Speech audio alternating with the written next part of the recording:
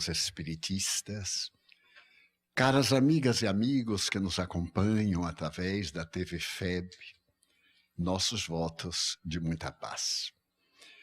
Iremos introduzir no tema que nos foi proposto uma visão psicoterapêutica, de forma que ao sairmos daqui, levemos algo que possamos aplicar em favor da nossa saúde física, emocional, mental e espiritual. A nossa proposta será um pouquinho longa e pediremos desculpas antecipadas se em determinado momento parecer monótona. É porque tem um caráter de estudo e pretendemos que esse estudo penetre-nos de tal forma que no dia a dia da vida tenhamos como solucionar os nossos graves problemas do ontem com aqueles problemas da atualidade. É uma mensagem de profunda atualidade e que somente o Espiritismo pode colocar em nossa existência prática. Antes, porém, de nos adentrarmos no tema que é de natureza psicoterapêutica, eu gostaria de fazer uma breve análise do pensamento do psiquiatra suíço Carl Gustav Jung. Ele se utiliza de símbolos para poder entrar em nosso inconsciente e descobrir a causa dos nossos conflitos, dos nossos sentimentos negativos. Ele próprio experimentou a depressão durante 3 anos. Ao divorciar-se do pensamento freudiano. A ele pareceu que a tese da libido era ditatorial. E nessa condição, Freud nos reduzia a animais eminentemente sexuais. Mais tarde, o conceito da libido passou a ter uma amplitude mais vasta. A libido do prazer, do alimentar-se, do vestir-se, da vaidade, mas principalmente a libido na área sexual. Jung trazia a tradição religiosa contra a qual se rebelou. Seus pais, seus avós, bisavós, pertenciam a doutrinas protestantes e ele sentia-se asfixiado. Depois de estudar neurologia, psiquiatria, no mais notável hospital da Suíça, em Zurique, ele concordou com a tese de Freud a respeito dos sonhos e percebeu que a nossa vida é resultado do nosso inconsciente. O nosso inconsciente, em relação ao consciente, pode ser comparado a um iceberg. Quando nós vemos um iceberg, notamos apenas a parte que está acima das águas. Esta parte são 5% do volume total do iceberg. 95% estão submersos. Então, nós somos seres quase inconscientes. Os fenômenos que ocorrem em nossa vida são automatistas. Alimentamos-nos há pouco, o fenômeno da digestão está ocorrendo sem contribuição da nossa consciência. A circulação do sangue, as nossas reações nervosas, a respiração, são fenômenos automáticos que pertencem ao nosso inconsciente. Mas os nossos arquivos estão divididos em 2 patamares. As lembranças próximas no subconsciente. O primeiro porão, abaixo da consciência, estão as nossas lembranças. Porém, há reminiscências mais profundas da nossa infância, da nossa idade adulta, e estão bem abaixo do subconsciente. A essa área, Freud e uma elite de pesquisadores, tendo ele inclusive, denominaram como inconsciente. E Jung, estudando esse inconsciente, dividiu em 2 grupos. O inconsciente coletivo, que nós herdamos, que é o fruto da hereditariedade. Equivale dizer que todos nós sabemos tudo o que aconteceu no mundo, desde os primórdios do nosso período como Monera, mas estão arquivados em símbolos em nosso inconsciente. Esse inconsciente é o coletivo, mas temos o inconsciente individual, aquele que começa no momento da fecundação. Em determinados estados alterados de consciência, afloram essas lembranças e elas podem produzir estados patológicos, a depressão, a angústia, a ansiedade, o distúrbio do pânico, levar-nos também aos transtornos psíquicos, à esquizofrenia, ao autismo, à hebefrenia, como efeito natural de reminiscências marcantes. Durante muitos anos, ele tentou descobrir como chegar a este inconsciente. Os sonhos representaram um dos melhores meios, porque os sonhos são símbolos através dos quais o inconsciente se desvela.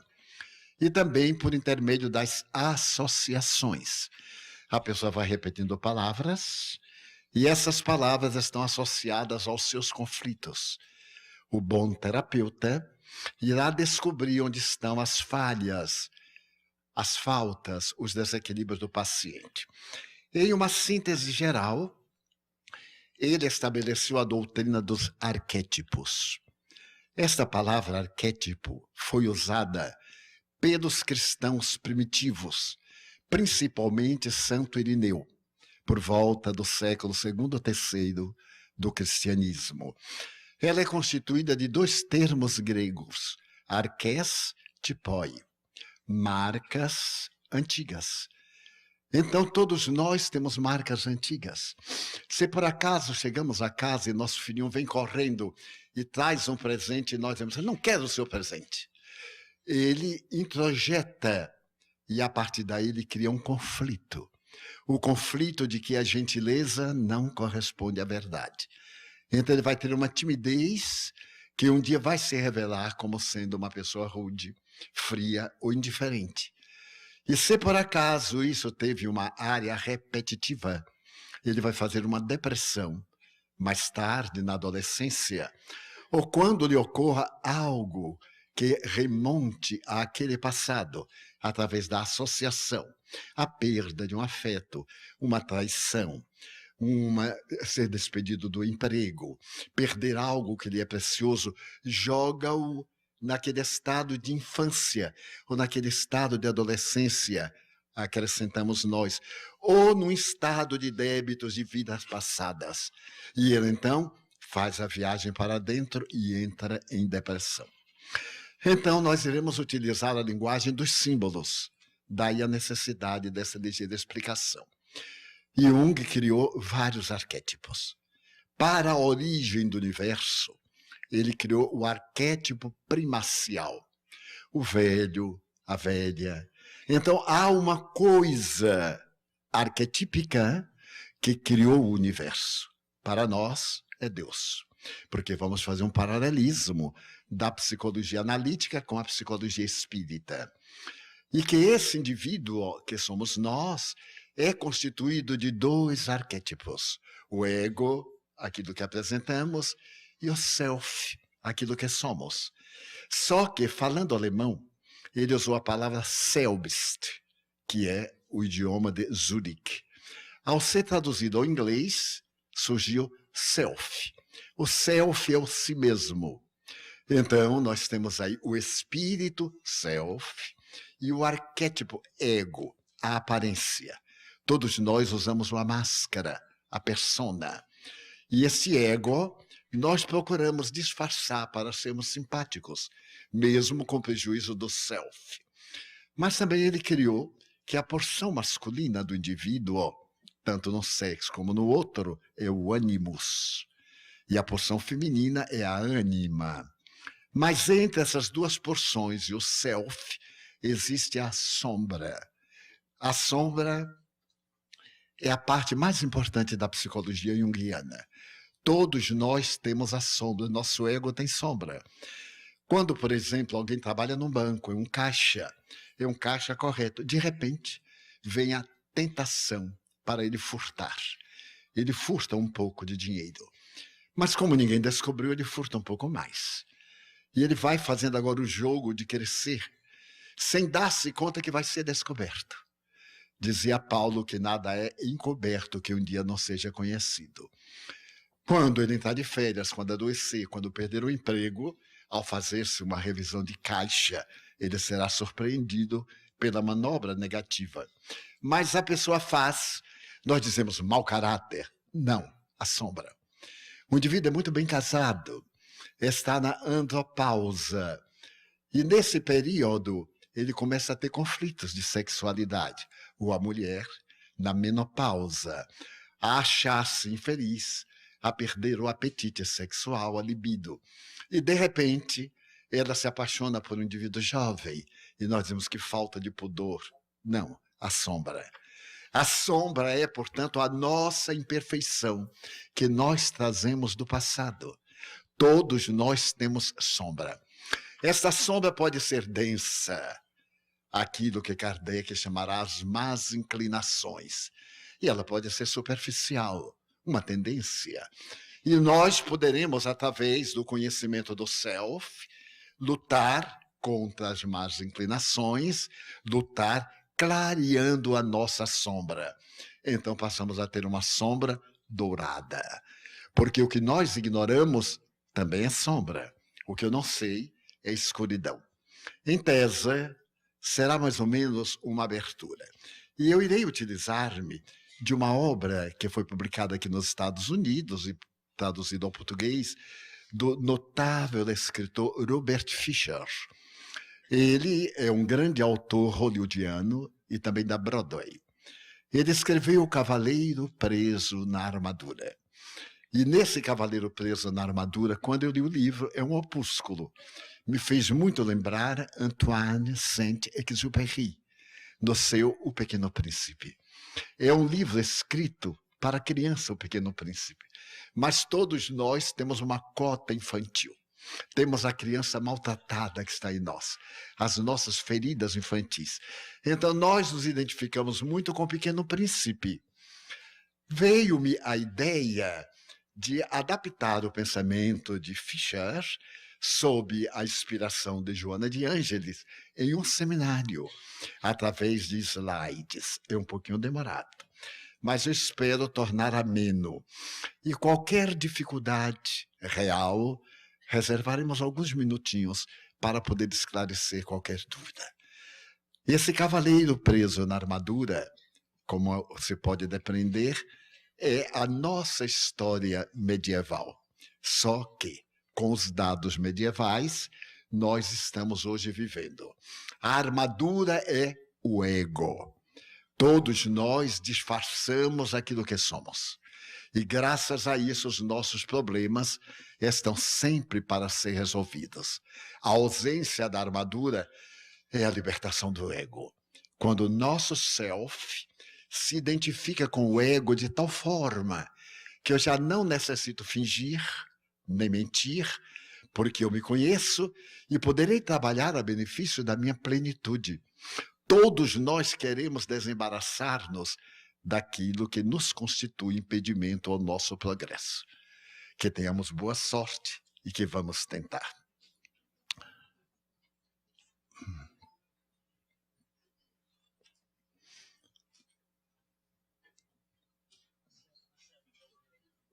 Eu tenho aqui o meu Salvador, o anjo da guarda.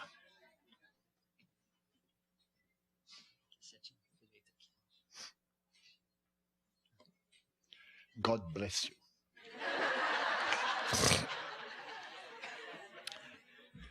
O cavaleiro era conhecido por sua armadura. Lutava contra inimigos reais e imaginários, salvando donzelas mesmo quando não queriam ser resgatados. Corria para as cruzadas e não parava nunca. Nós somos assim. Quando nós temos uma ideia, queremos que todo mundo comparta, mesmo quem não quer compartilhar.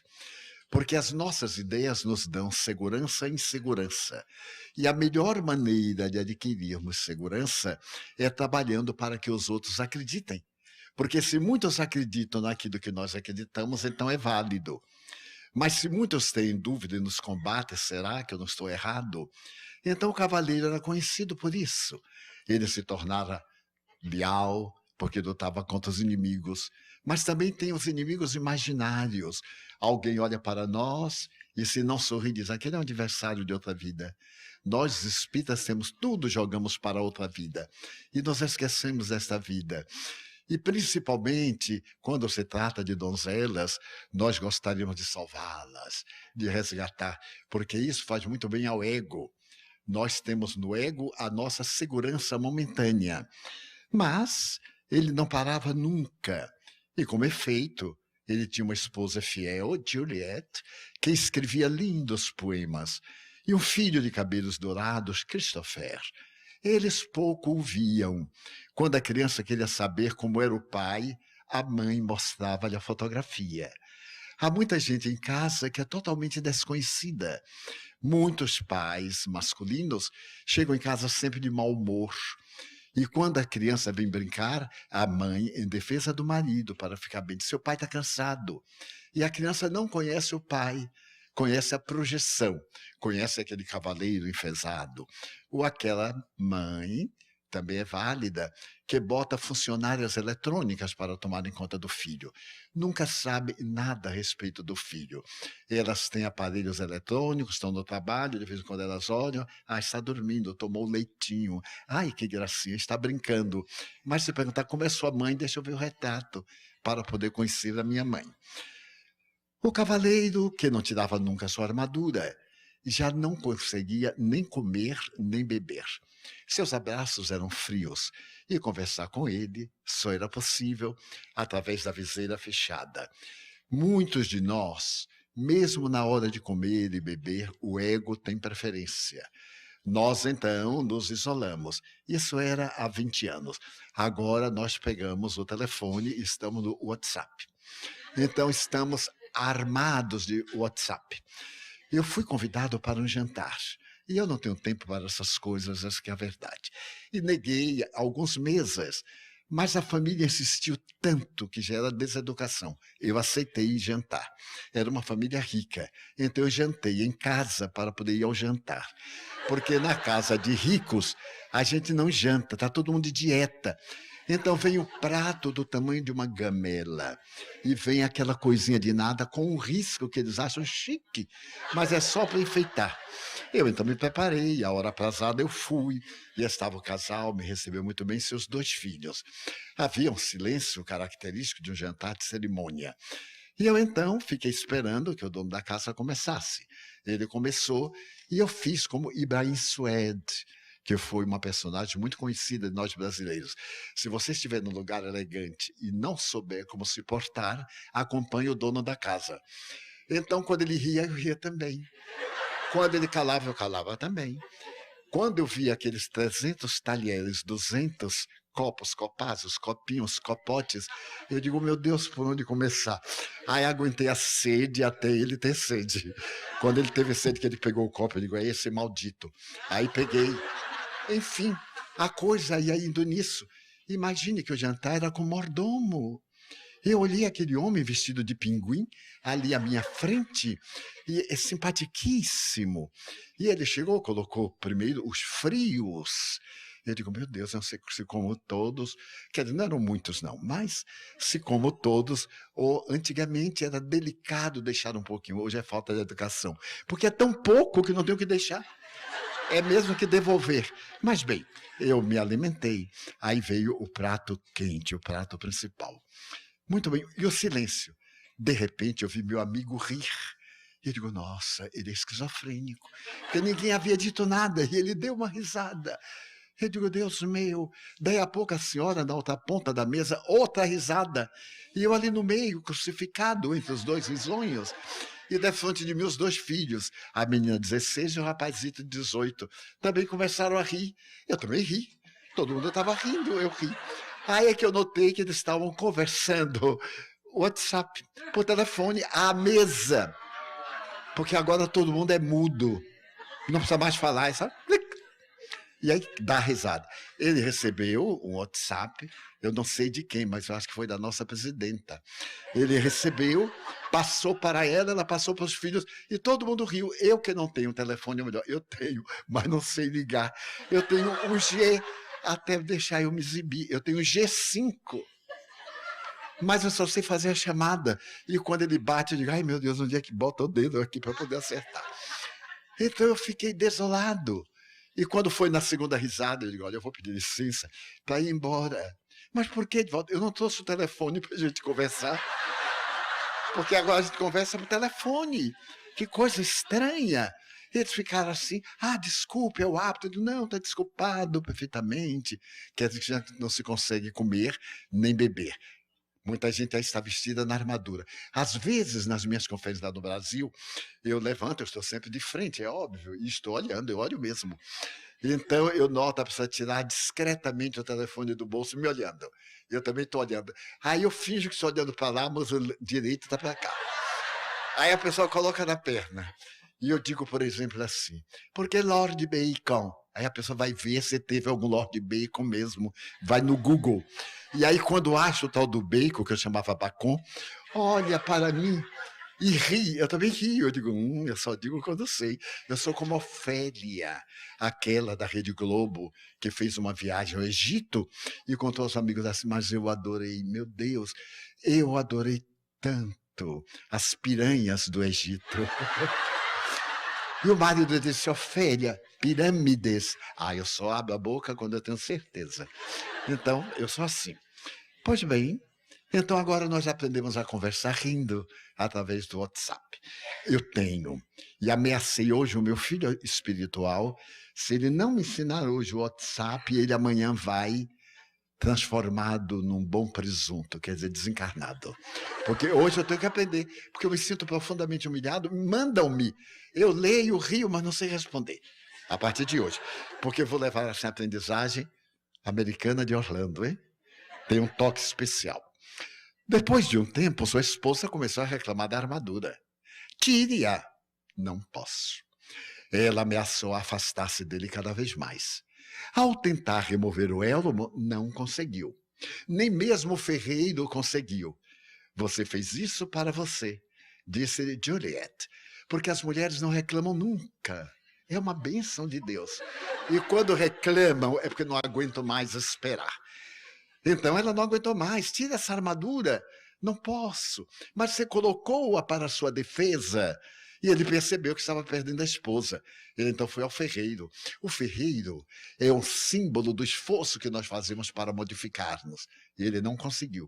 Estava tão acostumado com a sua sombra, em ser aquela pessoa que inspirava certas ideias, que não teve coragem de arrancar a máscara, a persona. Ele se achava tão bem, porque impressionava as pessoas, era isso que interessava, o ego, quer aplauso, os 15 minutos de holofotes, quer brilhar a qualquer preço. E por isso nós somos infelizes, porque todos nós temos 15 minutos de holofotes, depois alguém está com o pezinho, nos empurra. Normalmente é um amigo, toma o nosso lugar, mas vai empurrado também para os 15 minutos de holofote do outro. Aconteceu que o cavaleiro ficou muito magoado e resolveu viajar. De vez em quando nós saturamos de estar dentro de casa, de não sermos compreendidos, porque todo mundo que tem um ego muito avançado acredita que não é compreendido pelo outro. Ele não quer compreender o outro, mas o outro tem a obrigação de o compreender. Ele resolveu viajar e foi despedir-se do rei. O rei é um símbolo do poder. Todos nós aspiramos ao poder, à grandeza. O rei estava de partida e por isso não o encontrou. E sim encontrou Bolsa Alegre. Era o bobo do rei. Esse, percebendo a situação penosa do cavaleiro, o aconselhou a procurar Merlin na floresta. Todos nós temos Bolsa Alegre, porque todos nós temos algo de jovial dentro de nós, que está esmagado. Todos nós temos o bobo. E, no fundo, todos nós somos muito ingênuos. Eu tenho constatado que muita gente não é inteligente, é astuta. As pessoas têm aquela habilidade de convencer os outros sem estar convencido. Mas ele sempre cai no bobo do rei. O bobo do rei também tem muita sabedoria, apesar de ser um bobo, de ser um divertimento. Toda pessoa que diverte os outros tem problemas muito graves. É célebre a história do circo Barnum and Barnum. Nos anos 20, estando em Londres, o circo deslumbrava a cultura da cidade. E certo dia um psiquiatra recebeu um paciente depressivo. E o paciente dizia: o senhor é a minha última esperança. Eu já tentei na América, já tentei na Suíça e não consegui libertar-me dessa depressão.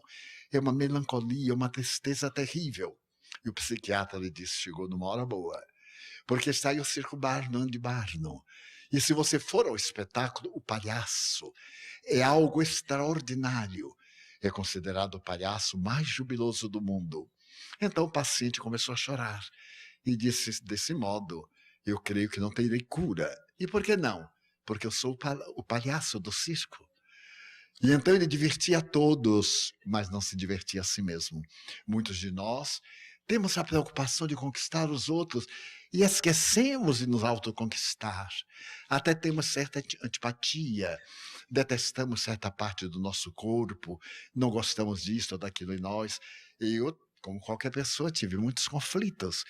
E sendo nordestino, há uma tradição que quando alguém nasce no Nordeste do Brasil, os pais batem todo dia na cabeça e dizem assim: vamos, meu filho, cresça para ir para a Bahia estudar, para ser gente.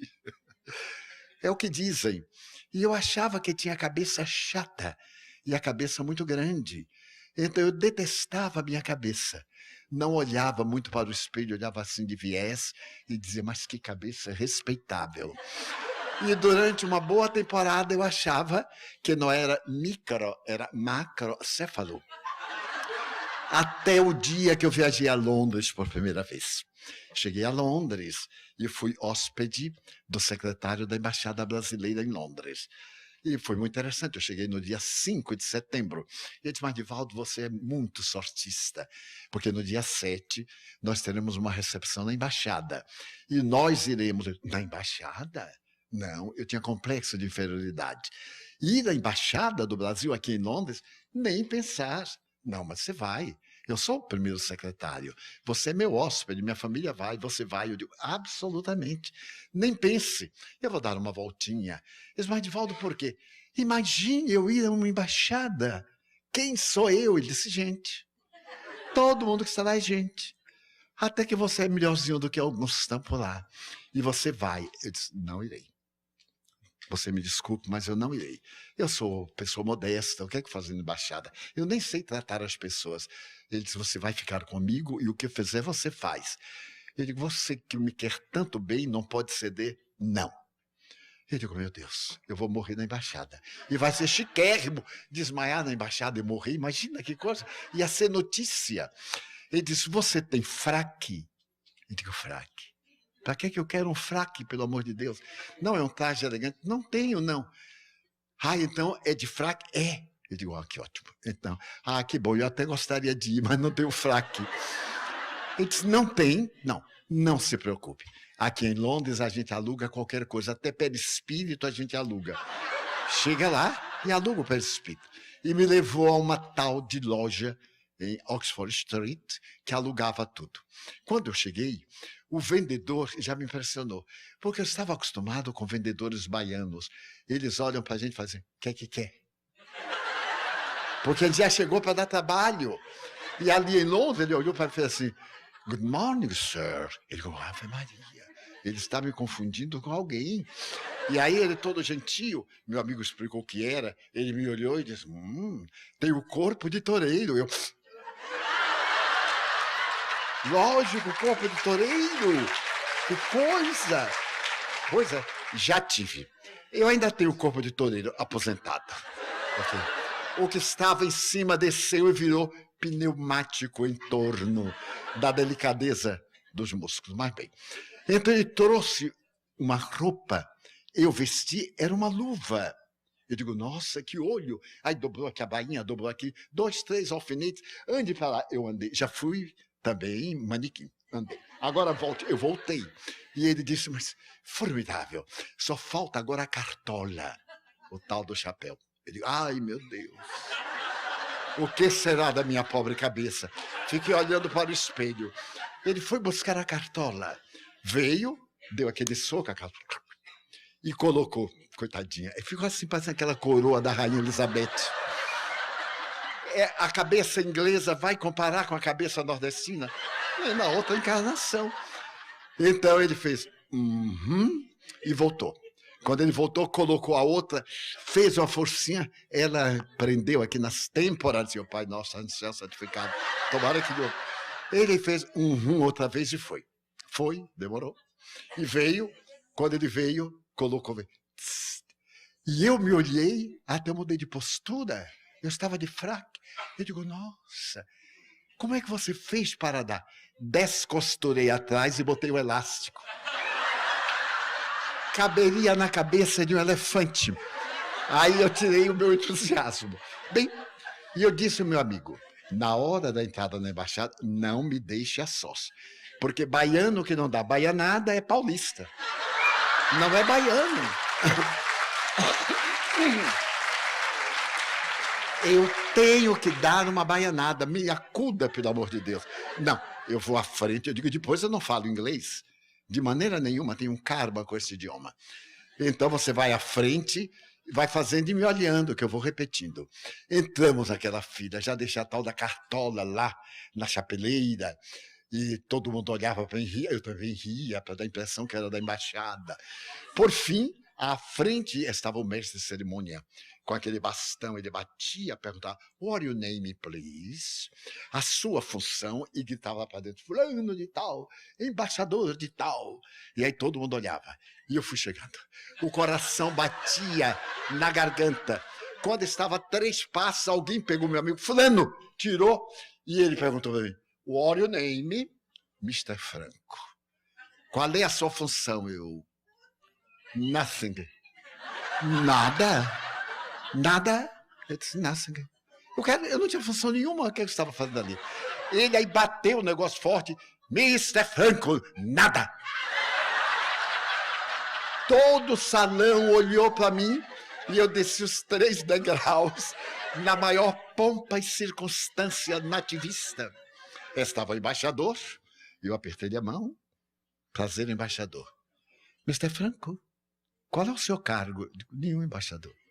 E o que é que está fazendo aqui? Eu digo, eu sei. Mas como é que veio? Eu digo, é que eu sou o hóspede do secretário. Do fulano. Você é o Divaldo? Eu digo, sou o Divaldo. O espírita vai me jogar na rua nesse instante. O médium. Fique aqui ao lado da minha mulher, que ela é médium também, eu aí. O povo chegava, senhor embaixador, senhora embaixatriz, senhor nada.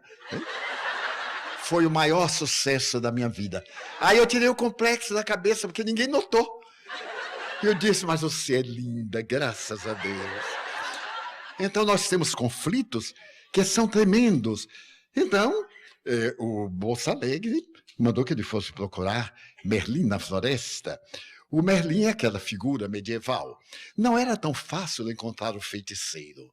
Então, o pobre cavaleiro cavalgou.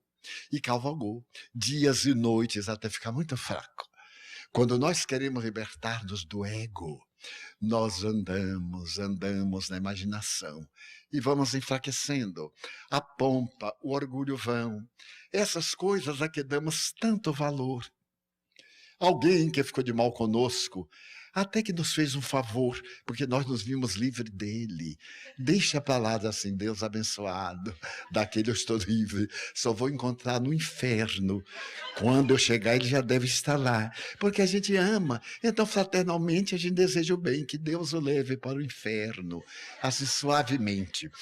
Pois bem, nada de querer fazer a mudança de uma hora para outra, porque não dá. Nós vamos cometendo o erro, reagindo. E o cavaleiro foi ficando fraco. Enquanto cavalgava, o cavaleiro teve que admitir que não era tão sabido quanto acreditava.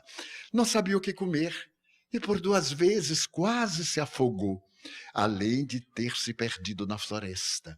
Qual é a floresta? É o nosso mundo interior. Não há floresta mais espessa sem clareira do que o nosso mundo interior. Quando temos um conflito, nós ficamos com conflito aonde vamos. Pessoas me dizem, vou tirar férias para descansar. Se tiver problema, não vá, porque você leva o problema. Resolva o problema e tire as férias depois. Muitas vezes assim, eu vou me deitar para poder tirar o problema da cabeça. Não leve problema para o travesseiro. O travesseiro não é para equacionar problema, é para repousar. Então, nós sempre achamos que sabemos muito.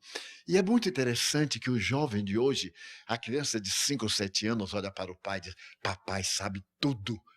Tudo que a gente pergunta, ele sabe. Quando o menino tem 9, 10 anos, e assim, papai sabe alguma coisa. Quando ele tem 15 anos, papai não sabe nada, coitado, é um dinossauro. Quando ele tem 25 anos, o velho às vezes sabia alguma coisa. Quando ele tem 40, diz, papai sabe bastante coisas. Quando ele tem 60, diz, papai era um sábio, porque ele fez a mesma curva. E nós achamos que sabemos muito, dizemos aos jovens, não, eu sei me defender, o que é que há? Não, eu sei como me comportar. O cavaleiro, ao fazer a autoanálise, ao entrar no self, começou a perceber que não sabia nada. 2 vezes ele se afogou, porque a barba foi crescendo, as unhas foram crescendo. Ele estava na armadura e já estava desconfortável. Então, quando estava muito fraco na floresta, encontrou Merlin trajando longo manto branco. Ele o reconheceu imediatamente. Merlin é a figura da sabedoria do nosso inconsciente. É a voz do coração. Na Universidade de Harvard, um notável imunologista que tem uma sala com seu nome, lançou uma tese, ouça a voz do seu coração. E escreveu um livro memorável, que se chama A Memória das Células, porque ele teve câncer da medula e teve que fazer um transplante de medula. E na sala em que ele ficou, na escuridão, ele se deu conta que o nosso amor deve ser tão expandido até às máquinas que nos vão beneficiar.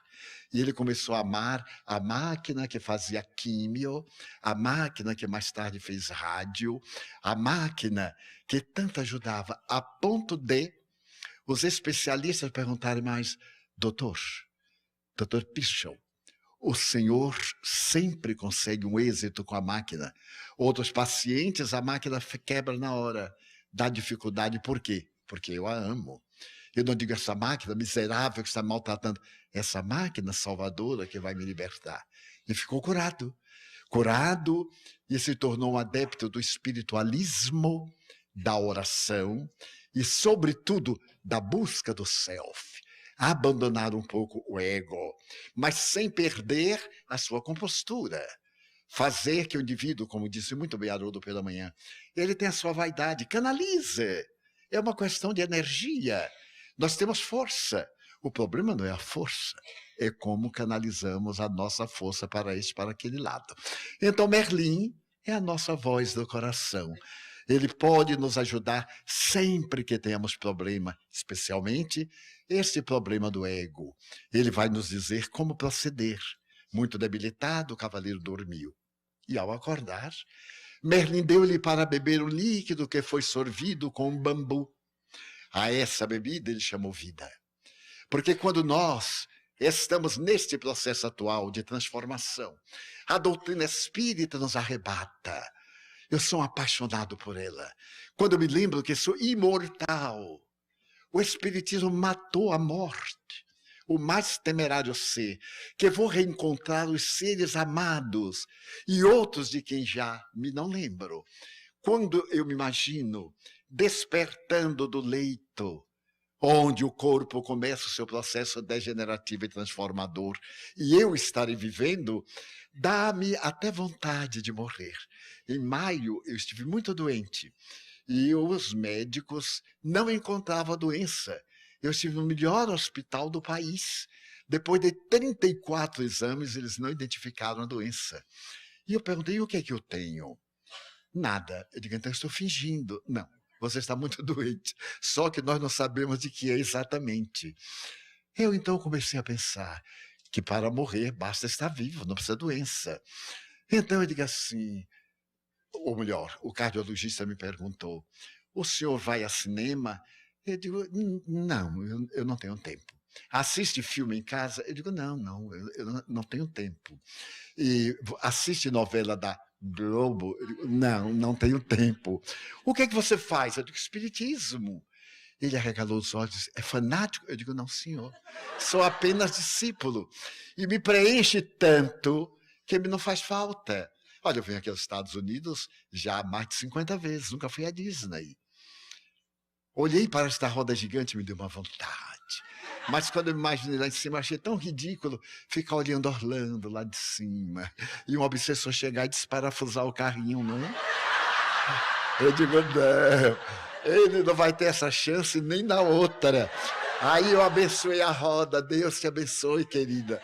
Eu vou na de Londres, que é um pouquinho mais baixa, ao lado do Tamisa."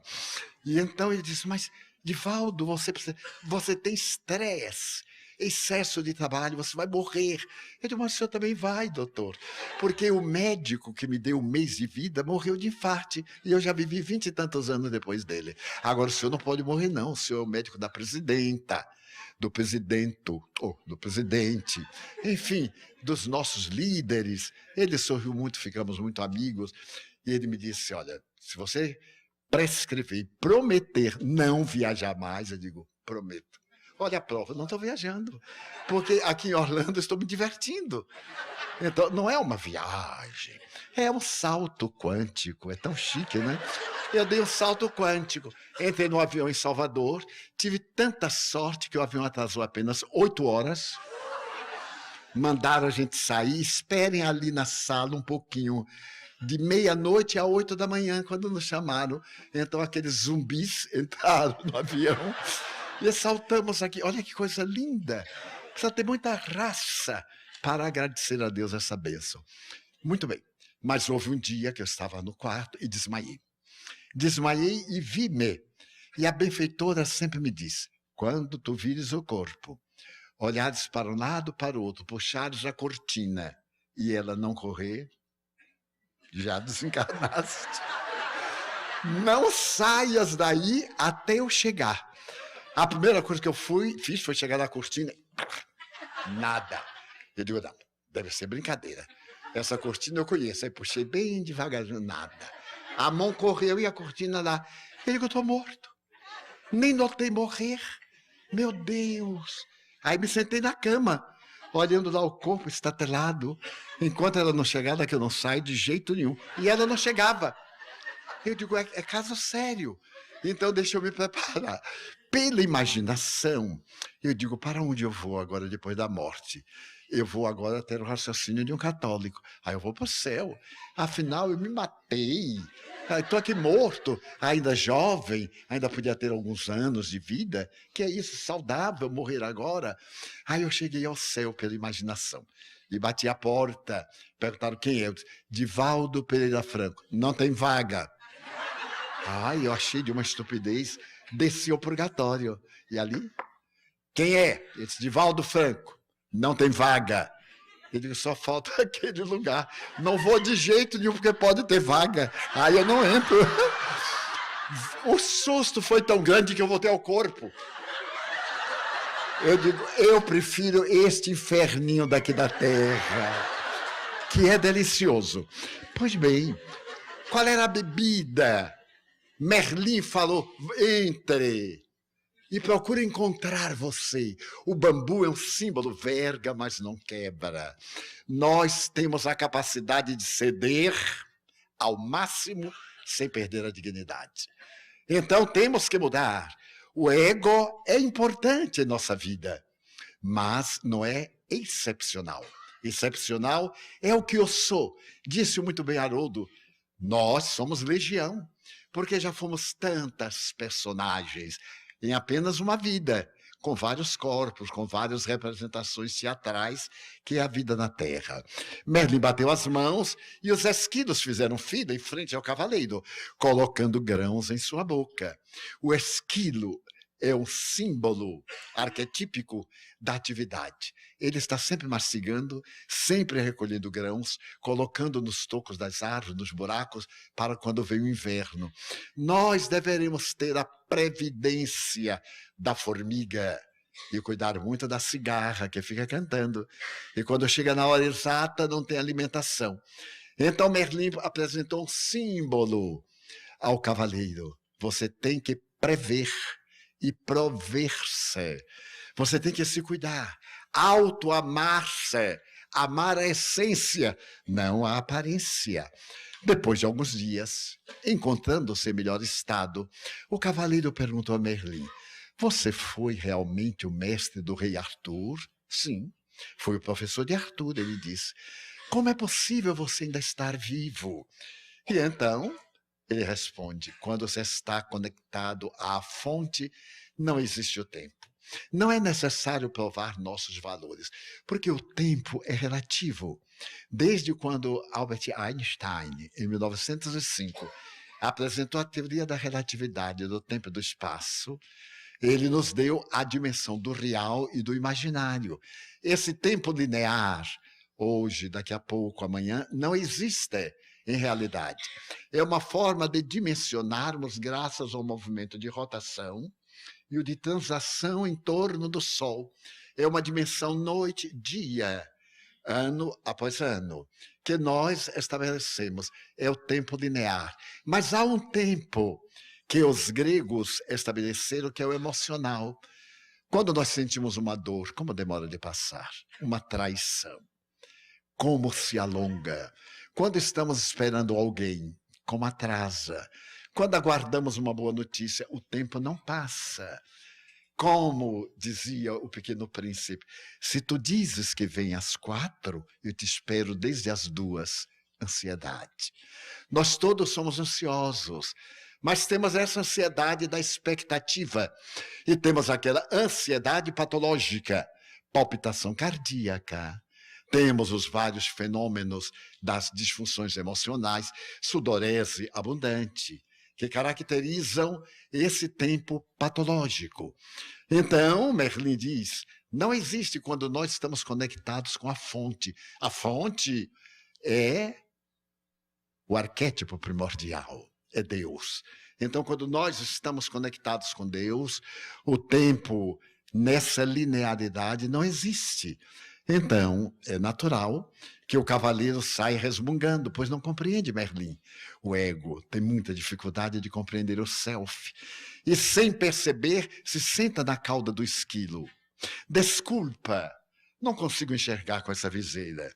E o esquilo responde, é por isso que você tem que ficar pedindo desculpa às pessoas, você as machuca. Na viseira que nós colocamos no ego, nunca nos damos conta do outro. O outro é descartável. Ele serve para nos ajudar. Ele nasceu para ajudar. Temos o egocentrismo. O sol brilha porque nós nascemos. Eu tenho um amigo egocentrista. Ele vê que dia maravilhoso, Divaldo? Ele me pergunta. Eu digo, sim, um dia maravilhoso. Eu ia sair hoje e disse, olha lá, que era um dia de sol. Eu digo, não me diga. Eu digo, mas nós estamos em dezembro, quer a gente peça, quer não peça, faz sol. Mas hoje é especial.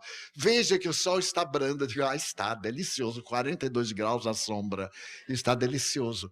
O egocentrista, ele acha que a humanidade está à sua disposição. E então ele fere as pessoas, a indiferença, a soberba. Esses sentimentos reprocháveis estão sempre no indivíduo egoísta, que é um pouco mais egotista. Ele se autovaloriza. Ele acha que se ele morrer vai fazer falta.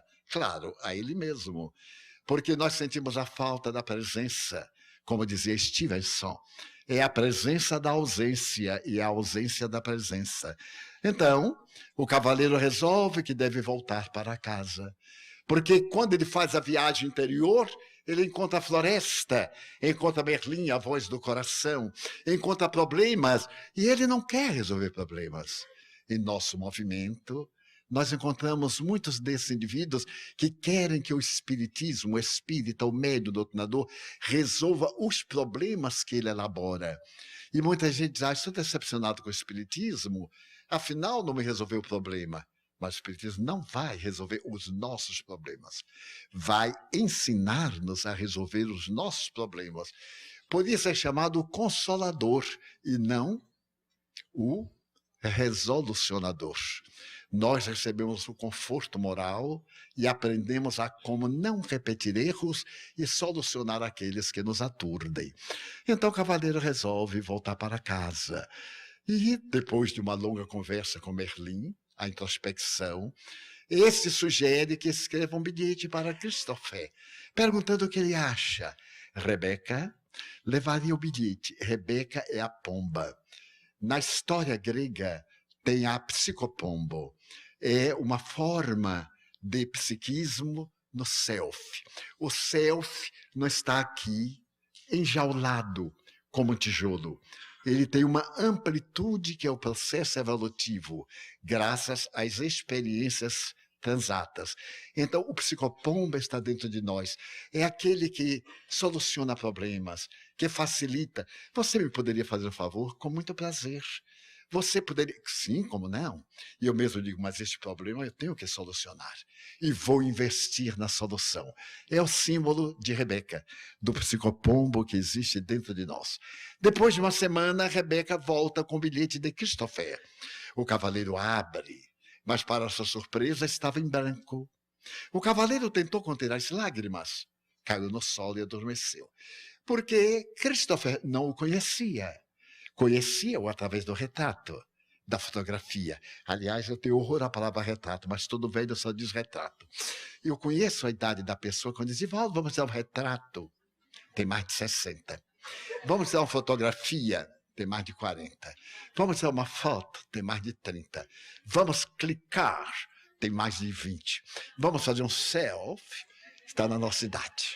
Então, eu os conheço com essa facilidade. Mas de vez em quando me escapa para ser solidários aos que são mais idosos. Então, ele conhecia através da fotografia. Não era um selfie, era um ele e tu. Então, não interessava. Isto é, o nosso self recusa as nossas posturas falsas, a fuga, viajar para casa, voltar àquela vida artificial, hipócrita.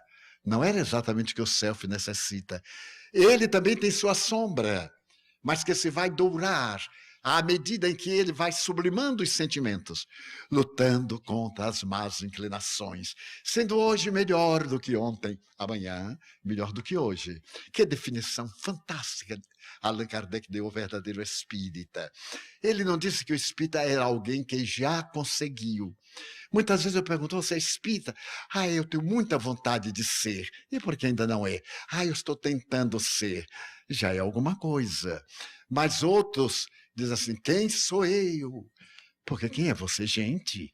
E está aqui para ser espiritualizado. E o espiritismo é o caminho mais breve. Ou então, nós criamos uma porção de hipocrisias do ego.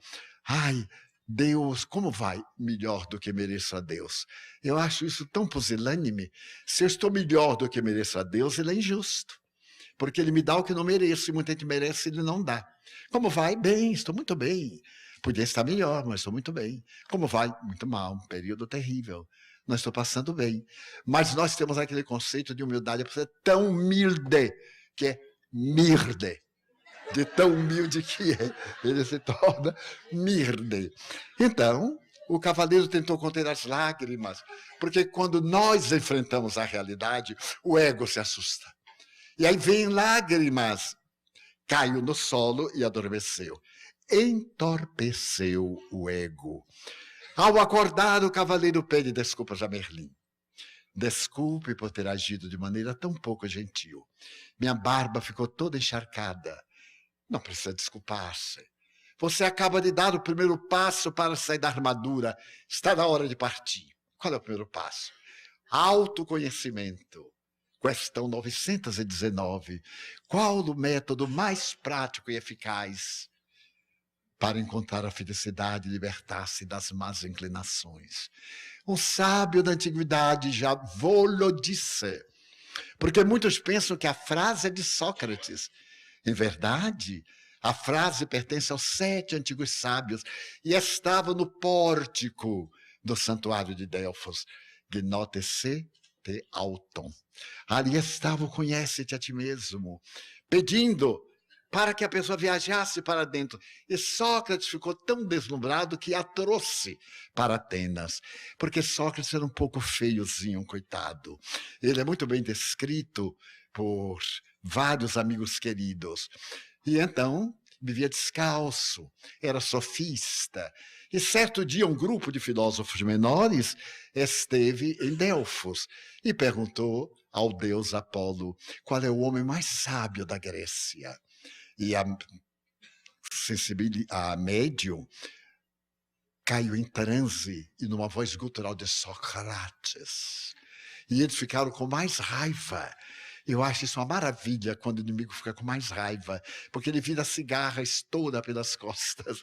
E como a gente somente quer amar, que Deus o leve em paz, porque depois de morto não se acabou a ira, mas desse a gente já está livre se ficar noutra faixa vibratória.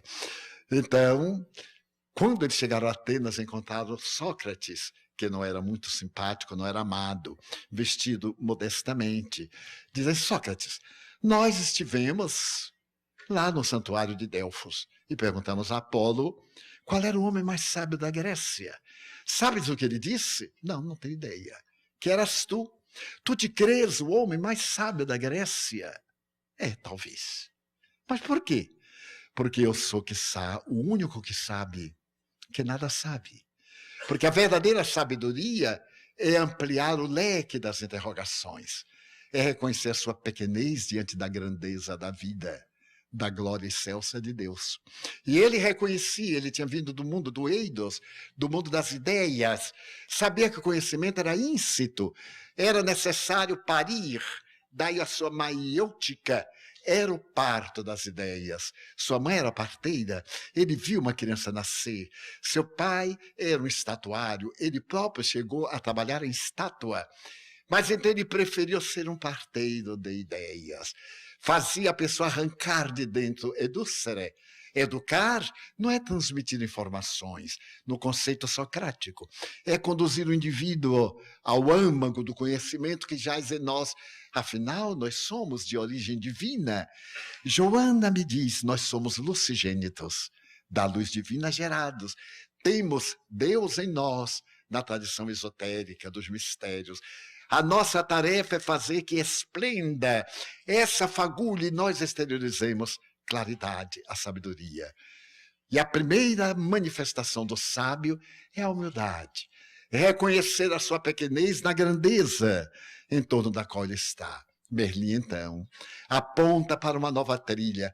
Esse é o caminho da verdade. Ele é áspero e íngreme. Esse caminho precisa ser feito a pé. Isto é, a busca tem que ser feita a pé. Busca a verdade. Busca a verdade. E a verdade te libertará. Eu sou o caminho. Segundo alguns, para a verdade e para a vida. Segundo outros, eu sou o caminho da verdade e da vida. Seja como for, a verdade é Deus. Jesus é o caminho que nos leva até lá. Mas se ele é a verdade, é essa verdade que nos conduz também a Deus, eliminando aqui a Santíssima Trindade. Porque, segundo alguns estudiosos, ao colocar no seu caminho a verdade e a vida, ele seria Deus. Porque Deus é a verdade. Logo, por conclusão, ele seria Deus. Mas se nós estamos no caminho da ou para a verdade, para a vida, etc., iremos encontrar a plenitude, mas pouco importa. Já estamos com Deus em nós. Agora avançamos na busca do estado luminoso, numen-luz, do estado de iluminação. Como nós vimos a grandeza desse ser radioso que veio do mundo espiritual e que Clarencio diz a André Luiz, a luz tem som. No desdobramento que eu tive oportunamente, foi o que mais me surpreendeu. Era que a luz tinha som e o som tinha luminosidade. Mas se perguntasse de onde vinha a luz, eu não saberia dizer. Daquela musicalidade também havia como que uma mutação vibratória, que havia claridades indefiníveis, que na minha imaginação era muito mais ampla do que o arco-íris, com as 7 cores básicas.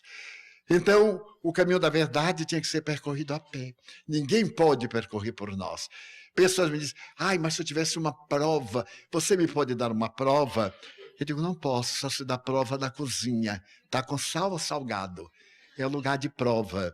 Porque aquilo que para mim constitui um fato robusto, talvez para outro não tenha o menor sentido. Essa busca não vem do exterior para o interior.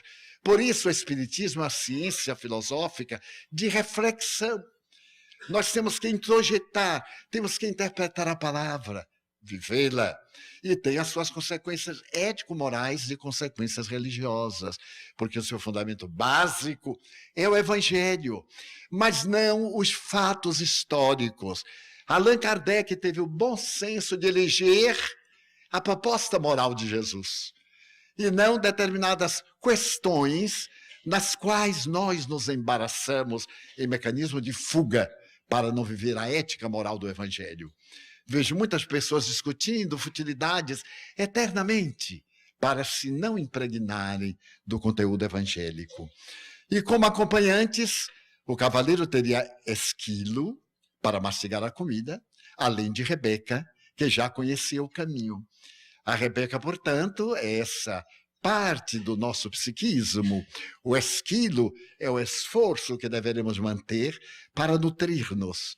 Enquanto o cavaleiro se dirigia para a trilha, Merlin pegou uma estranha chave dourada e entregou-a ao cavaleiro. Esta chave abrirá a porta dos 3 castelos que bloquearão seu caminho. Toda a nossa vida tem os seus pequenos e grandes enigmas. E a chave é o amor. Se nós amarmos realmente, encontraremos soluções para qualquer situação. Quando Paulo está desesperado pelo que ele considera um fracasso em Atenas e se afasta do imenso santuário onde se decidiam os deveres da justiça, onde se apresentavam os excelentes oradores, e ele chora e faz aquele transe memorável quando lhe aparece Abigail. Ela repete aqueles verbos: ama, serve, espera, confia. São a chave para a nossa existência. Nem sempre a divindade vai atender ao nosso apelo, porque vai atender à nossa necessidade que nós ignoramos. Então, nega, melhor dizendo, posterga. Eu perguntei um dia em intimidade a Chico Xavier. Eu havia contado uma história que ele me pediu, e então, quando eu terminei, ele estava muito comovido. E eu também estava comovido, só estar perto dele já me comovia. Então eu perguntei assim: Chico, você mente? Ele disse assim: não, Divaldo. Eu fiquei com uma inveja. Mas aguentei firme. Eu disse: como é que você faz? Eu postergo a hora de dizer a verdade. É muito profundo. Pois eu aprendi esta. E quando alguém me perguntou: Divaldo, você mente? Eu digo: quer dizer, mais ou menos. Não estava na altura do Chico. Ele posterga, eu adio.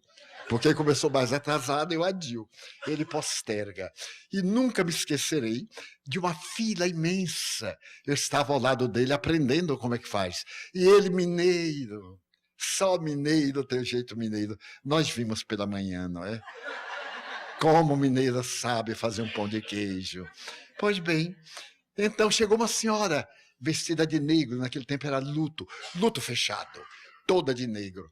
E ela disse: Chico Xavier, Jesus disse que nós devemos perdoar, mas não apenas 7 vezes, 70 vezes 7 vezes, 490 vezes. Eu sou casada há 25 anos e meu marido é um alcoólico terrível. Dia sim, dia não, ele está bêbado.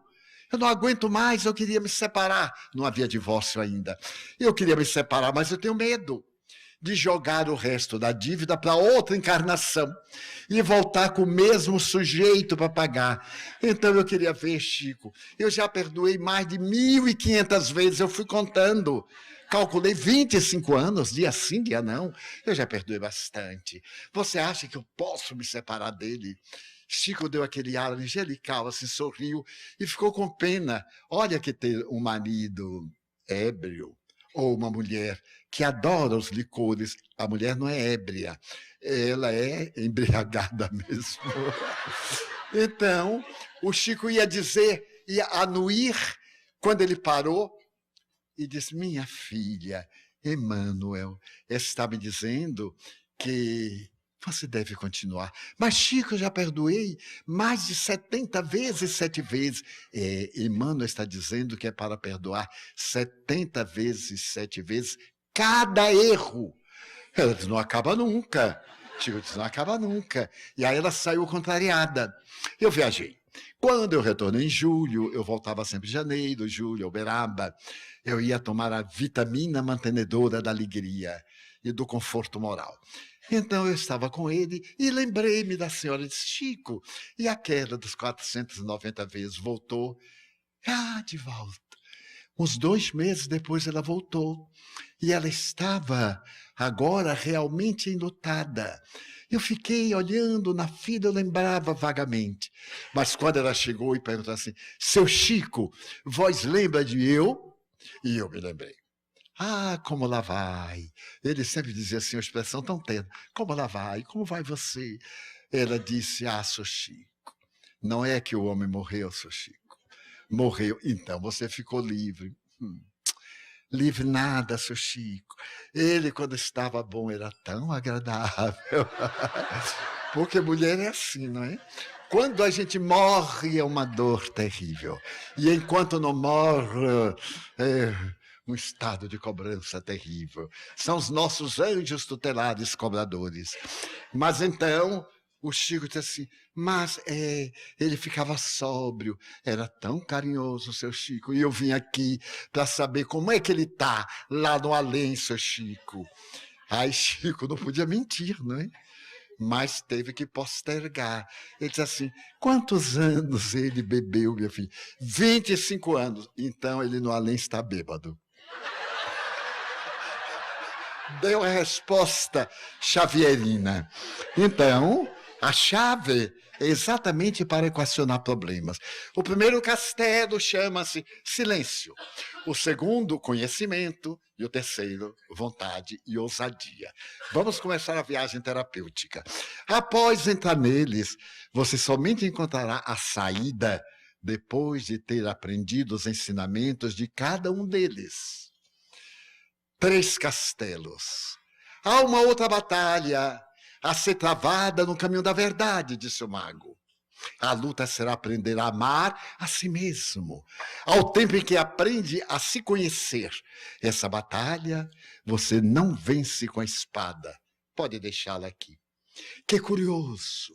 Esta batalha a ser travada no caminho da verdade será a luta para aprender a amar-se. Um grande número de nós não se ama. Como eu contei, de me amar com aquela restrição. E não me amava. Eu me olhava assim no espelho e dizia, meu Deus, você deveria ter pegado outra forma. Como é que conseguiu essa forma? Ele me fez e jogou a forma fora. Eu me achava aquele lindo Frankenstein. E então, tinha esse complexo de inferioridade, de timidez, um lar modesto. A cultura, nota 0, escola normal rural de Feira de Santana. Então eu aprendi a plantar batatas, a empim, macaxeira, que hoje é muito bem elogiada pela presidente, para poder ensinar no interior. Então eu era a riqueza do analfabetismo. E eu disse, mas por quê? Quando eu vi a pessoa falar inglês assim, yes, mas eu achava o máximo. E então eu me lembro de um amigo que também adorava falar inglês. E certo dia, falar francês era o sonho da sua vida. Nós estávamos conversando e alguém perguntou-lhe, do you speak English? Ele fez, oui. falava, portanto, um inglês francófono, mas era uma beleza. Então eu tinha que trabalhar para aprender a me amar.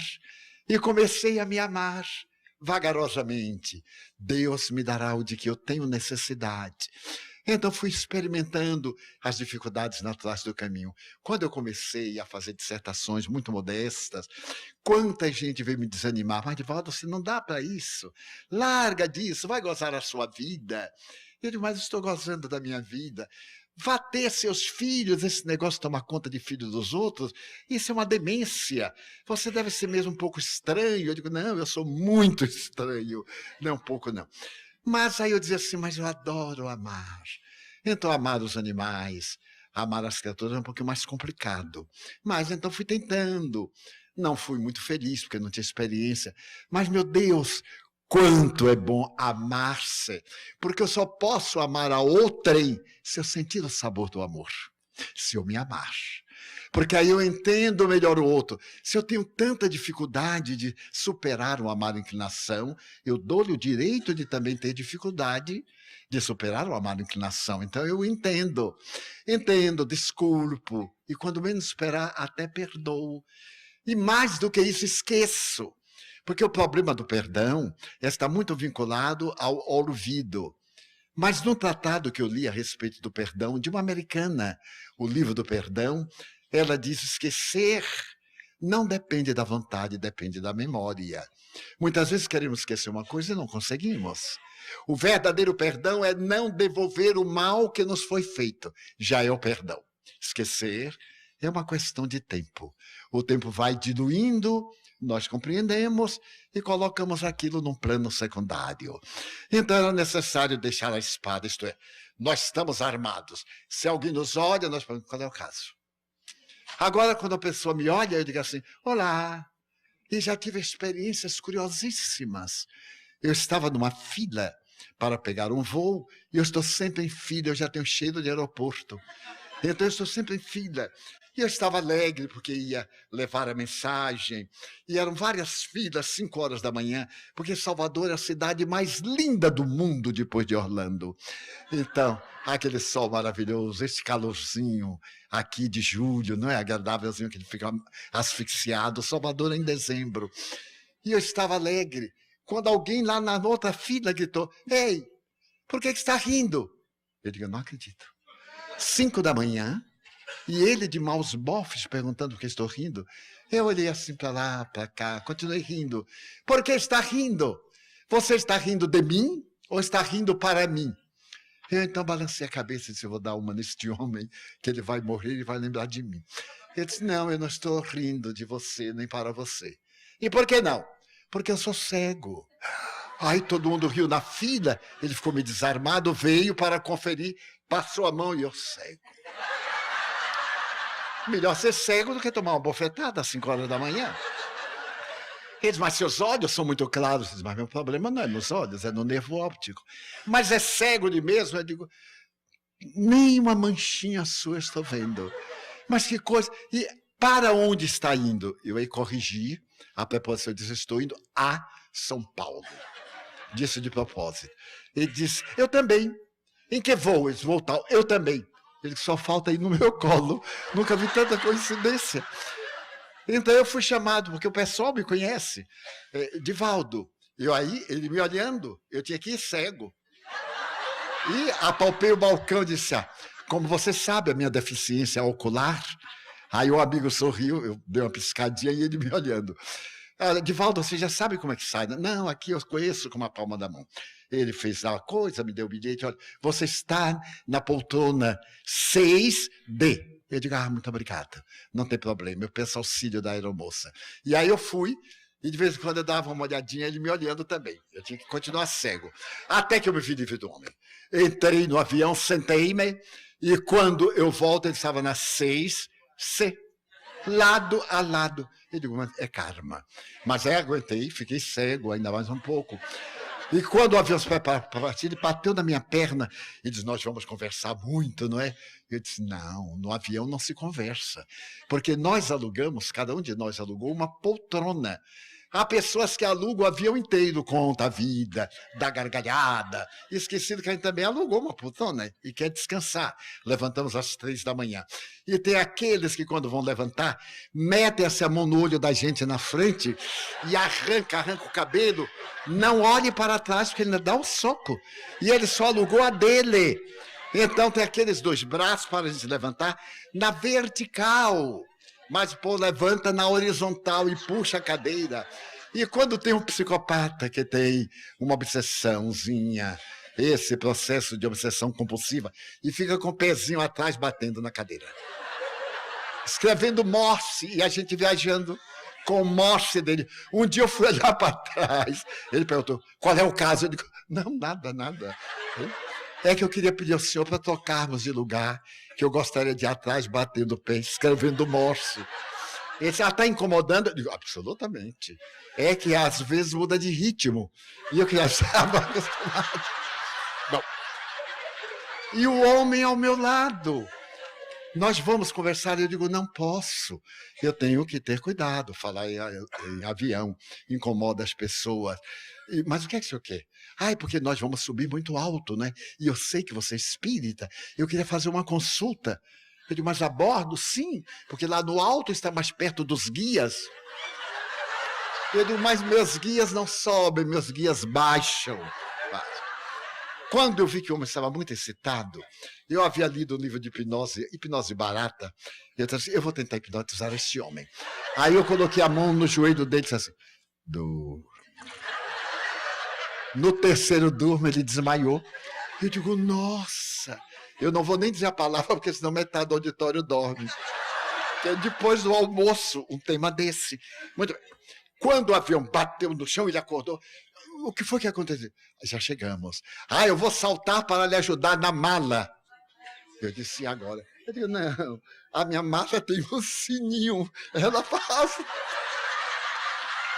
Eu aí clico e pego. Quando meus amigos não entram, pode ficar tranquilo. Tem amigos esperando? Muitos tem amigos esperando. Graças a Deus, a mala dele foi uma das primeiras, e eu fiquei esperando o sino, olhando cego. Que coisa! Eu era cego, mas enxergava, graças a Deus. Bom, salvei-me. 3 semanas depois, eu estava na Mansão do Caminho atendendo, e há uma pequena fila, forma-se uma fila. Quando eu levanto a vista, olho o homem na fila. Eu disse, agora não adianta postergar a verdade. E me deu uma ideia estúpida. O homem foi chegando e eu fui abaixando para não me conhecer. Quando ele chegou, eu estava quase um preto velho para atender. Ele então disse assim, Divaldo, eu levantei a cabeça devagar. Eu soube que você recuperou a vista. Graças a Deus. Quem lhe disse? Os amigos, eu perguntei, ele ainda está cego? Não, graças a Deus, já recuperou a vista. Eu digo, nossa, de fato, e tal. Ele tinha realmente um problema muito grave, conversamos. E ele disse, mas Divaldo, como é que você tem coragem de viajar quando era cego? Eu digo, olha, eu tenho que lhe fazer uma confissão para ser honesto. Eu sou cego ainda à estupidez humana. Eu sou mudo à agressividade humana. E eu sou surdo ao despautério humano. Você acha que naquela manhã de sol eu ia brigar com você só porque você teve derrame de bilhas durante a noite? De forma nenhuma. Então eu arranjei aquele expediente que eu era cego. Você não era cego? Eu digo, não, até treinei, não é? Se estiver no meu carro, mas já sei como é que eu ando no aeroporto. Mas, Divaldo, eu pensei que você era cego. Graças a Deus, eu sou cego à estupidez humana. Eu não reajo, nunca. Já tomei até bofetada. Eu achei tão chique. Quando eu me lembrei que já tomou uma bofetada do soldado, eu também tomei uma bofetada. Mas Jesus perguntou, por que me bateste? Como é fascinante esse homem de Nazaré. Por que me bateste? Se eu disse errado, mostra meu erro. E se eu disse a verdade, por que me bateste? Aquele covarde, bater na face de um homem manietado, que se não podia defender, depois de haver sido flagelado, estando lanhado. Que covardia, queria agradar o Biltre, queria agradar o seu chefe. Jesus olha para ele. E eu tive interesse de perguntar aos espíritos, qual foi o destino desse covarde? Quantas reencarnações ele voltou? Para poder depurar-se daquela agressividade. Emmanuel, porque ele não aceitou o convite às margens do lago de Genezaré. Só muitos anos depois, é que o padre Manuel da Nóbrega, depois de haver passado as doces experiências da renúncia e de tanta luta, torna-se o líder da evangelização cristã do Brasil. E aquele que bateu na face de Jesus. Se a tua mão, perna, braço, língua são motivos de escândalo, melhor amputá-los do que entrares na vida com eles. Então, ele foi acordado na manhã seguinte pelo brilho do sol nos seus olhos. Por causa das lágrimas, a ferrugem consumiu parte da armadura e a viseira caiu. Agora ele enxergava melhor. A armadura, o ego, está saindo momentaneamente daquele homem enjaulado nas suas paixões, na sua inferioridade. Esquilo, que fora fazer um reconhecimento da estrada, logo avistou o primeiro castelo. O castelo do silêncio ficava logo depois da subida. Todo o castelo está no alto. O castelo da vida livre, da imortalidade, dos valores éticos, que nós vamos desencastelar do nosso mundo íntimo. O cavaleiro tirou a chave do pescoço e encaixou-a na fechadura. Rebeca, aquele algo interno, psicopombo, então sussurrou: nós não vamos entrar com você, porque o silêncio exige solidão. O cavaleiro sentou no chão e, observando o silêncio do castelo, se deu conta que nunca em sua vida foi tão sozinho. Foi quando ouviu uma voz: olá, cavaleiro. Ei, o que o senhor faz aqui?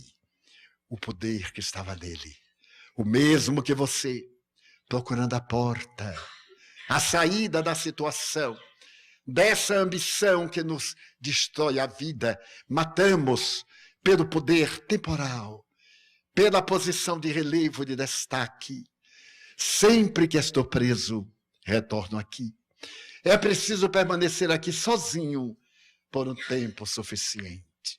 Se nós reservarmos alguns minutos diários para o si, no banho, quantas vezes ficamos pensando bobagem ou não pensando nada, enquanto fazemos a barba ou penteamos-la, enquanto se faz a maquiagem, enquanto se penteia o cabelo. Cici, a imperatriz, demorava 4 horas para pentear o cabelo e para pôr as joias. Que fazia essa jovem que foi assassinada? Ela estudava o francês, porque ela adorava os países de língua francesa, adorava a Suíça, Geneva. Então, ela era morrer bem ali próximo. Ela aproveitava o tempo e nós ficamos malbaratando o tempo com coisas de pequena monta. Vamos ganhar o tempo e fazer um silêncio interior. Hoje o meu dia, ler uma frase do Evangelho, da agenda cristã, de uma obra que nos edifique, e durante o dia voltarmos a essa frase, a essa mensagem subliminar, uma contrariedade aqui, um problema ali, e voltar à frase. Não reagir, não reajas ao mal, haja diante do mal. Reagir é do instinto. Pisa-se no pé do animal, ele dá um coice. Pisa-se no pé de uma criatura e ela desvela-se. Dizia Victor Hugo: se for um cidadão, dirá oi. Mas se não for um cidadão, dirá outra coisa. Então é necessário que nós aprendamos a viver silenciosamente. A viagem pelo caminho da verdade nunca termina, o rei acenou. Seja bom consigo mesmo, meu amigo. Essa batalha precisa de muita coragem. Abrindo uma porta do discernimento, ele sumiu. Então era o poder, a ambição de querer salvar todo mundo, que agora encontrava a sua realidade, salvou os outros, mas não se salvou a si mesmo. Do que vos vale salvar o mundo e perder a própria alma? É necessário, então, que façamos a terapêutica da doutrina espírita, a nossa modificação para melhor, o nosso trabalho de enriquecimento íntimo, ou melhor, de enriquecimento íntimo. Procurarmos descobrir os invisíveis que necessitam de nós. Eles padecem, eles experimentam momentos crudelíssimos. Eu estava na África do Sul no mês passado. Um grupo de amigos convidou-me e levou-me à África do Sul. Eu nunca viajo em turismo. Então eu disse, eu poderei ir com vocês, mas as noites são minhas para divulgar a doutrina. E como são muito amigos, já não irão. Então nós viajamos, eu estive na África do Sul 16 vezes antes de Mandela. Quando veio o reino deste homem, salvação, as circunstâncias não me permitiram voltar. Agora eu estava lá também. Eu estava na cidade do Cabo, onde houvera criado um núcleo espírita nos anos 90. Ia para o de jejum. Permitam-me contar. Não é autobiografia, mas é uma narração que mudou um pouco a minha vida, agora no crepúsculo. Aquele hotel, 7 estrelas, que eu tenho até medo de passar na porta, porque só de passar tem que pagar. 7 estrelas. Quando nós chegamos, o guia disse, aqui estiveram fulano, beltrano, cicrano, esta cantora Bárbara, Pop, Mandela e tal. Eu digo, meu Deus, eu acho que eu não vou dormir, porque nem vou acertar. Eu acho que eu vou dormir no chão, que é mais confortável. Porque tem tanto travesseiro, tem tanta colcha, tem tanto colchão, tem tanta coisa, que eu não sei o que é que tira, não sei o que é que bota. Então, muito bem. Mas aí eu fazia, como eu já disse, Brian Suede. As pessoas estavam acostumadas, eu a imitava. A pessoa balançava a cabeça, eu também balançava a cabeça. A pessoa ria, eu também ria. Tudo que faziam, eu fazia.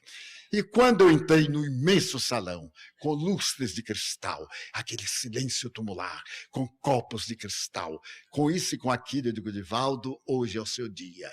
Eu tinha medo de quebrar um copo, porque baiano é assim, tropeça no lugar que não existe e provoca um acidente. Eu então ia com todo cuidado para não tropeçar e dar a impressão de que eu estava acostumado. Eu tenho um filho médico e ele é muito interessante. Ele diz, tio, quando o senhor for a um lugar elegante, veja como se porta. Não se porte como pobre. Eu disse, ué, como é que pobre se porta? Ele disse, o pobre chega numa mesa, farta e faz, oba! E o rico, como é que faz? Ah, o rico olha com nojo. Porque está acostumado. Quando eu vi que havia um balcão imenso que se perdia, eu já ia dizer... Aí,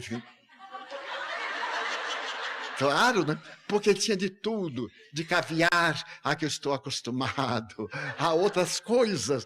Eu digo, meu Deus, que eu não dei nenhuma baianada, então eu vou comer o de todo dia, apesar de ter aqui. Vai ver até que nem tenho o que eu sou acostumado mais. Vamos lá. Nisto, eu ouço uma voz. Abrace aquele garçom. Eu digo, nossa, só pode ser o meu obsessor. Imagina numa sala dessa, abraçar um africâncer. Vai ser um escândalo. E a voz, que eu reconheci de Joana, abrace aquele garçom. Eu disse, minha irmã, não me faça isso, eu vou embora. Eu acho que ela não gosta de me ver num lugar desse calibre. Eu digo, minha irmã, eu não posso. Abrace. E lá veio o homem. Eu não falo inglês, mas na hora me dá uma coisa, né? Eu tenho assim uma crise de epilepsia falante em inglês, e aí eu cheguei para ele e disse assim, please, até que eu tenho um som bonito, eu só não vou falar porque talvez vocês não me entendam. E então eu disse para ele assim, eu quero lhe pedir um favor. Você poderia servir a nossa mesa? Éramos 9. Os meus amigos pararam, eles sabem que eu não falo inglês. E ficaram assim, deve estar manifestado, né? Eu estava mais ou menos com Joana. E ele disse, pois não, com prazer. É o seguinte, vocês aqui, como na Europa e nos Estados Unidos, têm um mau hábito de servir o café quente e o leite gelado. Aí o café está quente, bota o gelado. Eu gosto do café quente, com leite quente. Give me o leite quente. Ah, mas eu falei em inglês, bem bonito. Ele disse assim, yes. Então eu fui e me sentei. Mas aí antes de sentar, ele ficou assim aturdido. Eu disse, eu quero lhe dar um abraço. Mas eu falava, mas não estava sentindo. Eu digo, eu estou tomado, não é possível. Eu quero lhe dar um abraço. Ele, what? Eu disse, um abraço. Por quê? Ah, porque você foi tão gentil. Aí agarrei o garçom, dei um abraço, todo o hotel parou e olhou aquela cena. Disse, é uma crise de esquizofrenia. Aí o garçom quis espernear e disse, calma. Ele ficou assustado e saiu me olhando desconfiado. E os amigos disseram, Divaldo, o que foi? Eu disse, estou tomado. Não repare o que vai acontecer daqui por diante. Sentei-me. Daí a pouco o garçom chegou e colocou leite. Estava tão quente que quase arrombou a mesa e caiu do outro lado. Aí eu me servi. Era só o pretexto. Como é que eu ia abraçar o homem sem dizer uma palavra? Daí a pouco ele volta. Leite quente? E eu, não, tem. E daí a pouco, o que é que quer, o que é que não quer? Ficamos íntimos. E ele me falava, eu não entendia nada, dizia assim, Foi uma coisa comovedora. E os meus amigos impressionados. Quando por fim conseguimos sair, eu aí contei, eles disseram, e foi Joana? Eu digo, se não foi, agora é tarde. Eu já dei. Muito bem. No dia seguinte, eu tive umas dores de estômago, não desci. E então, quando chegou a família, perguntou, e o pai de vocês? Ele estava no elevador esperando. E o pai de vocês? Disse, não é nosso pai, é nosso amigo. Por que ele não desceu? Não, ele não está passando bem. Como? Qual é o número do apartamento dele? Aí deram o número. Daí a pouco, eu estava ali, não disturbe, não perturbe. Tocam, eu digo, mas quem será? Essas dores de estômago. Eu levantei, era ele com a mesinha, eu nunca vi uma mesinha de um lençol, de uma toalha tão branca, tão alva, e tanta coisa, chá de não sei o que, chá. Eu tenho um amor ao chá, que eu nem pronuncio o nome direito. Eu digo, tea. Então esse tea não entra na minha alma. Ele disse, eu soube que está com dor de estômago. Temos aqui um chá de melissa. Eu digo, Ave Maria, o que será? Eu estou acostumado com erva cidreira, com alumã, com capim santo, essas coisinhas. Ele disse, vai passar. E eu trouxe torrada. Sente-se, Mr. Franco. Aí, sit down, please. Eu digo, ele está mandando eu sentar. Então eu vou sentar. O que eu entendia, eu sentava. O que eu não entendia, eu fazia de conta. Bom, e conversamos. Mas impressionante que ele falava, eu entendia. E respondia. Era o que eu achava mais chique, porque eu mesmo estava pensando, nossa, que sotaque de Oxford. Eu falava, e ele me disse, não adoeça. Eu digo, não é doença, é uma coisa. Então ele tinha lágrimas nos olhos e me disse, ninguém nunca me abraçou. Nenhuma pessoa branca, nunca ninguém branco me tocou a mão. Por que o senhor me abraçou? Eu disse, é difícil de explicar. Mas por que me abraçou? Eu ouvi uma voz, e Joana presente. Notei que ela estava com lágrimas nos olhos. E essa voz me pediu para abraçá-lo. Eu percebi que você está doente. Estou doente. Estou com câncer. E estou com um câncer na próstata, com metástase óssea e cerebral. Ia me matar ontem, porque eu tenho 3 filhinhos. O patrão não pode pagar a quimioterapia. Meu salário não cobre. Então, para que esta vida? Fazer minha mulher sofrer. Não tem recurso. Eu moro numa cubata, uma casa de taipa, uma casa miserável, aqui nos arredores. Estamos na liberdade, mas na liberdade dos poderosos. Nós, os Zulus e os outros, ainda vivemos em regime tribal. E depois do abraço do Senhor, eu senti algo, e uma voz na minha cabeça dizendo, você tem direito a viver. Então eu venho agradecer ao Senhor. A minha mulher mandou agradecer ao Senhor. Eu digo, não, agradeça a Deus. Você crê em Deus? Sim. A minha religião tem Deus. Eu digo, então não pode suicidar-se. Nenhuma religião permite. Ele saiu. Ficamos 4 dias. No último dia, todo dia eu abraçava. Na vista de gregos ou troianos, de coríntios, do que fosse, abraçava. Eu já chegava e dizia assim, milk hat. Eu digo, yes, milk hat. Pois bem, no último dia eu fui assim, Hoje, depois do almoço, nós vamos viajar a Johannesburgo. Ele então nublou os olhos de lágrimas. E eu dei um abraço de despedida. Mas os amigos com que eu estava eram pessoas economicamente bem situadas. E um deles, um jovem, perguntou assim: Di, você vai dar uma gratificação a eles? Eu digo: já dei, dentro dos meus limites. Ele então disse assim: leve em nome de nós todos. E colocou $500. Eu então chamei: Mebondo, até logo. Agora um aperto de mão. Aqui está, 3 doses de quimioterapia para você. Dei o meu endereço eletrônico. Ele então ficou olhando, nos acompanhou até a porta. Pegamos o veículo, fomos para o aeroporto. Ele já fez a 3ª quimioterapia. E melhor. Ele havia dito que fosse ao patrão e falasse com humildade. Não pedisse demissão. Pedisse uma licença a longo prazo. O patrão concedeu. E então ele está fazendo a químio, depois fará a rádio, e a Deus pertence. O importante é que ele está vivendo.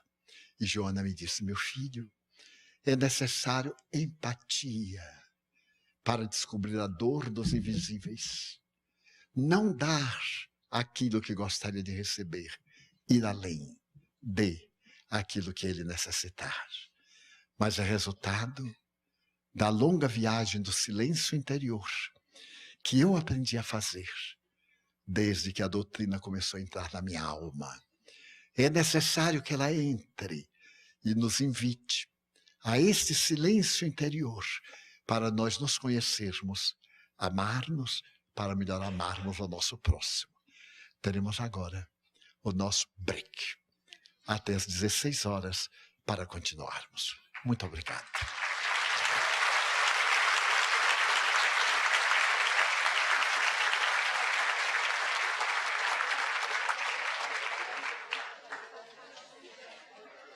Excelente.